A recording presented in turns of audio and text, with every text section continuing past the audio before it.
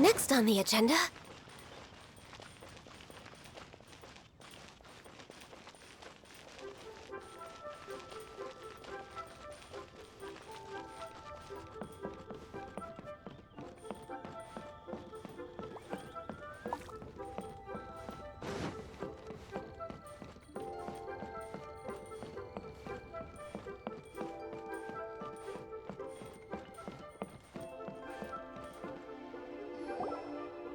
Oh, whatever shall I do?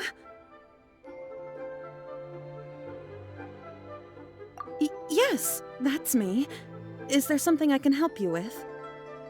How do you do, Monsieur Chow? We understand from Mr. Crossell that you recently rented a pair of hairpins from him. My associates and I are very interested in them. Would you mind letting us take a look at them? The hairpins? I can't lend them to you right now. I've lost them. I don't know how it could have happened. I always kept them right by my side, and I hadn't even worn them yet. I spent so much money on them. If I have to pay their original value, there's no way I could come up with that amount of money on such short notice. My family is in the ore business too, but business has been suffering ever since the chasm was sealed off. We now have a backlog of paid-up orders just sitting around, so we've been having to purchase some stock from other ore merchants to complete them. A big banquet is coming up in a few days, and several ore merchants I know of will be there. I need this opportunity to mingle and discuss prices. That's what the hairpins were for, to keep up appearances. I can't have them looking down on me. But now that I've lost the hairpins, what will I do? Why does Paimon have a sudden strong sense of déjà vu? Would you really? I sent a commission to the Adventurers Guild, but I haven't heard anything back from them yet. Hold on. Don't run off looking for the hairpins just yet. Monsieur Chow, would you let me have a look at the rental contract you signed? Huh? Well, I mean, sure, I have it right here. Here you are. Let me see. That's right! Yanfei said she's a legal advisor, didn't she? Maybe she can help Chow somehow. True. Though surely there must be a win-win solution. Right. I finished reading the contract. The terms are very clear, and they do indeed stipulate that you must pay Mr. Crossell the original value of the hairpins as compensation for the loss. Furthermore, the contract also expressly states that the amount of compensation must take current market prices into account. And given the rarity of Miractus Jadeite, I fear that the final amount of compensation may end up being significantly higher as a result. Even higher? Oh, no. Uh-oh. Chow looks like she's about to faint. However, all of this is assuming that it is indeed genuine Miractus Jadeite that was inlaid into the hairpins. Did you really have to pause before saying that part? Anyway, the hairpins are lost, so how exactly would we be able to find out if the Jadeite is genuine or not? Whichever way you look at it, we've got to start by finding those hairpins. Except that if we found the hairpins, there'd no longer be any need to check whether the Jadeite is genuine, would there? Seems right. Please, don't trouble yourselves over this. The fact is, I lost the item, and I should pay compensation per the contract. However much it is, I will have to pay it. My family are merchants, after all. It's vital that we keep our word and respect our contracts. Now that it's come to this, I really shouldn't keep Crossell in the dark any longer. I'll go and inform him of the issue, and then negotiate the amount of compensation. Yes, legally speaking, it seems this is the most sensible course of action. But before that, I have some questions about the hairpins. So hold on a moment, Mr. Chow. When you first touched the hairpins, what did you feel? What did I feel? Well, I remember that the gemstones set into the pins were perfectly smooth to the touch, like the finest quality jade.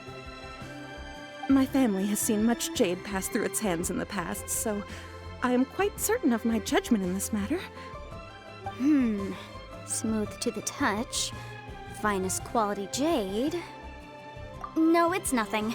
I just need to re-examine a few things. Let's head over to Mr. Crossel's.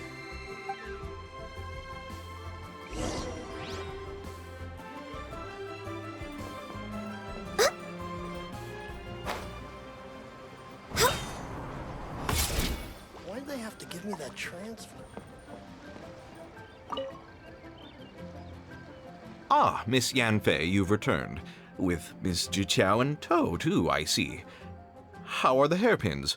I trust you're quite satisfied with them? About that.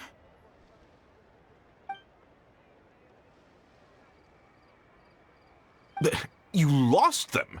Are you serious? Do you have any idea how expensive they were? I'm sorry. Truly I am. I'll pay the compensation as per our contract. Every last mora.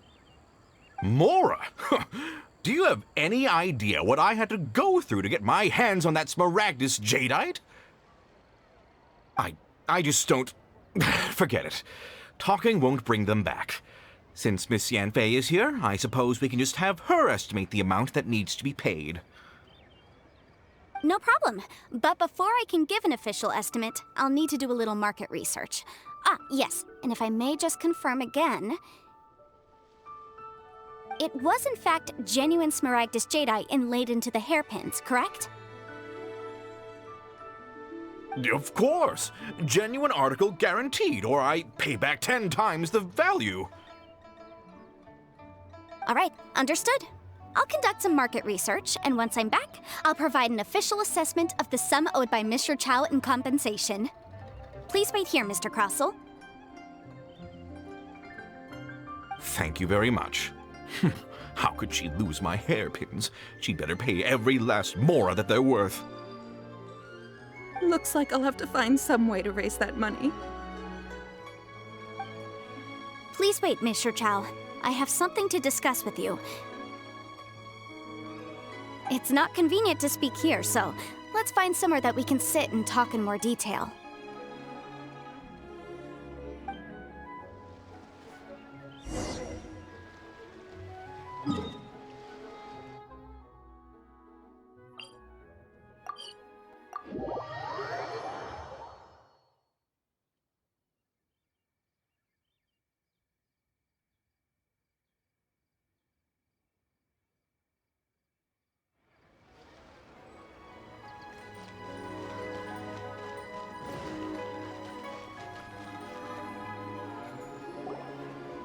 Miss Yanfei, what is this about?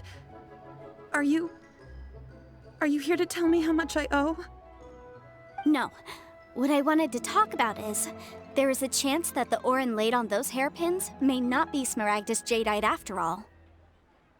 What do you mean? Are you implying that you already sneaked off and found them? Obviously not. I'm no adventurer, let alone a member of the guild. I don't run thankless, time-consuming errands for a living. Let's just say I made some deductions. I don't know if Granny told you this, but Miractus Jadeite is found deep underground and contains very concentrated elemental energy. If mere mortals come into contact with it, well, they'll be sick in the best case. And in the worst case, they could even experience a dramatic change of personality. It most certainly would not be smooth to the touch. Mr. Chow, did you at any time feel unwell while the hairpins were in your possession? No, not at all. I felt perfectly fine the whole time. Not even the slightest bit unwell. I didn't feel anything special at all, in fact. Now that is strange. I noticed earlier that there were elemental traces in Mr. Crossel's vicinity. If I've deduced correctly, he may still have the Miractus Jadeite in his possession. If that's the case, we should go confront him right now and expose his dirty scam right to his face! Absolutely not. If we were to confront him now, there's no way he would admit to it. Eventually, he would find some argument to compel us to leave. And then, he'd throw the Miractus Jadeite into the sea the moment we were gone. After that, he would simply insist that Mr. Chow pay up per the contract. He would lose nothing. Meanwhile, we would have to look under every stone in Liyue, hoping and praying that the hairpins do actually still exist somewhere in this world. So vivid that Paimon thinks it might be experience talking.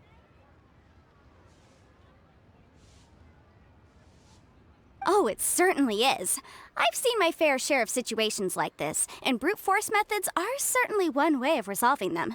Fortunately, I have far more elegant solutions at my disposal. I'll share them with you in due course. Well then, since you're so experienced in dealing with problems like this, perhaps you could help me, Miss Yanfei. Oh, that won't be a problem. But first, Mr. Chow, can I ask you to please sign this contract? Huh? Does there have to be a contract for everything? Paimon can't even keep track. It feels like Yanfei is even more concerned with them than a certain someone else we know. These are my formal terms of engagement. Everything prior to now has just been pro bono advice. But for me to investigate any further, I require a written contract. Any work commissioned but not bound by a contract cannot be relied upon. I understand. Then I will be glad to place this matter into your capable hands if you will take it, Miss Yanfei. No problem. Just sign here, and I'll sign too. Okay. Now write your address here, and then sign on this page as well. And I'll also need your signatures on pages 5, 7, and on the very last page. Finally, if you could just use this ink pad to make a handprint over here. This contract has so many pages. Paimon's all out of brain juice again. All right, that should do it. My fees are the same as always, and they're written in the contract. Have a look through and let me know if you have any questions. I've had a read through. Everything checks out. Well then, here's your copy of the contract. I will retain the other copy. Not for now, no. Despite how intractable this problem might sound, it will actually be quite straightforward to resolve, once we've got some things squared away. I don't believe you have been part of an investigation like this before, in which case, hopefully this should be quite the experience. Miss Yanfei, I have to ask, why are you helping me? Because, as it happens, I'm currently trying to acquire some Miractus Jadeite myself. I noticed strong traces of geo-energy around Mr. Crossell, so perhaps he has, in fact, secured some. Whether he actually made it into an item of jewelry or not is a separate matter, but either way, it's a lead. As long as we follow it, who knows? We might just be able to get our hands on some Miractus Jadeite. Also, the idea of someone abusing the law to their advantage, I won't stand for it. But again, let's not dwell on this. Let's go to... where can we find someone who processes ore? I've got it! Let's pay a visit to Chow, the boss of the Jade Mystery. He's a professional when it comes to working with stone and ore. If Mr. Crossell had his ore worked on at all, Chow would undoubtedly have been his first choice.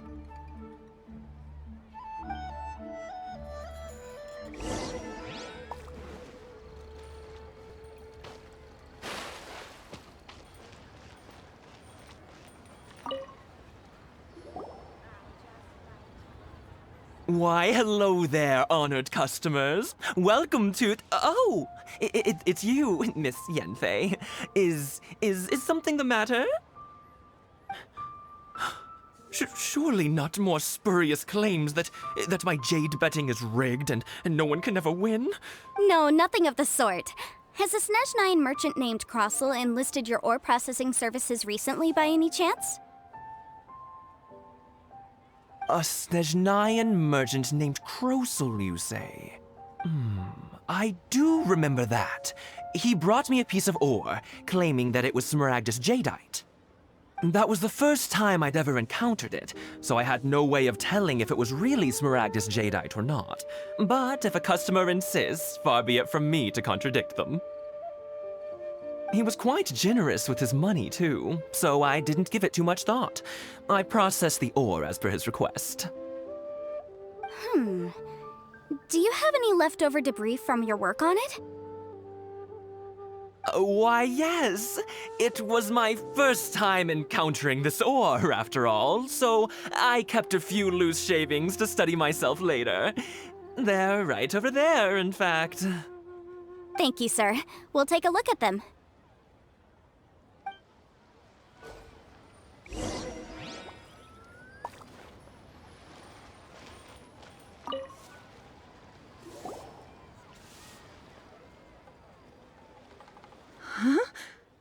If my eyes don't deceive me, the cross-sections and patterning suggest that these are Miractus Nephrite shavings. Yes, it's not particularly rare, nor is it especially valuable. It's used to make jewelry all the time.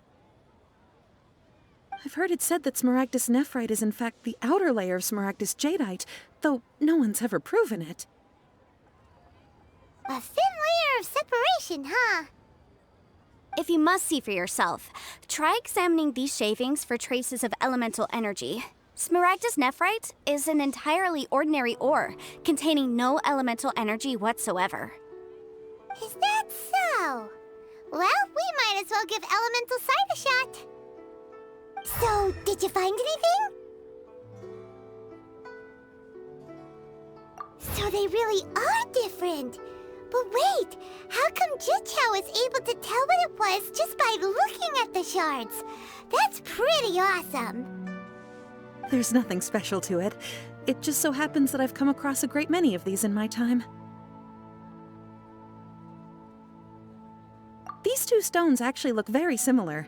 Someone without a deep understanding of them would find it very difficult to tell them apart. There may be only a subtle difference for the casual viewer, but that translates to an astronomical difference in terms of the market price. And, I'm sure, a significant difference in the cost of having them carved into shape. All right, let's focus up. We're going off on a tangent. But, never mind, Shirto. Why would Mr. Crossell... Unusual actions have unusual reasons behind them. Let's take some of these shavings back to Chateau.